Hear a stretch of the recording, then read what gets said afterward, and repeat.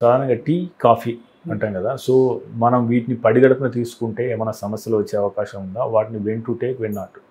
మెయిన్‌గా ఏమవుతుంది అనంటే, ఇప్పుడు చాలామంది ఛాతీలో మంటతోటి వస్తా ఉంటారు. ముఖ్యంగా మనకి తిన్న తర్వాత రావడము, టీ, కాఫీ తాగిన తర్వాత రావడం ఇవన్నీ జరుగుతా ఉంటుంది. సో, ఇలాంటి ఈ కండిషన్‌ని రీఫ్లక్స్ అని అంటాం. గ్యాస్ట్రోఇసోఫేజియల్ రీఫ్లక్స్ అని అంటాం. సో, దీంట్లో ఏమవుతుంది అనంటే, కడుపులో ఏదైతే యాసిడ్ తయారవుతుందో తిండి గుట్టంలోకి వస్తా ఉంటుంది. సో, ఇది నార్మల్‌గా ఎందుకు అవుతుంది అనంటే, తిండి గొట్టానికి, కడుపుకి మధ్యలో ఒక గేట్ లాగా క్లోజ్ అయ్యి ఉంటుంది.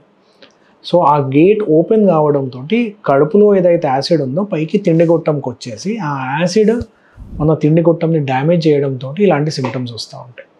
సో, మీరన్నట్టు ఇప్పుడు మెయిన్‌గా టీ, కాఫీ పడిగడుపున తాగినప్పుడు టీలో ఉన్న సబ్‌స్ట్రేట్స్ తోటి లేకపోతే కాఫీ తోటి ఏమవుతుంది అనంటే, ఆ గేట్ అనేది ఓపెన్ అయితా ఉంటుంది.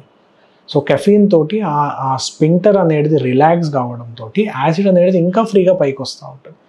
అందువల్ల ఇట్లాంటి ఈ సింప్టమ్స్ ఉన్న వాళ్ళకి పడిగడుపున టీ, కాఫీ తీసుకోవద్దని చెప్తాం.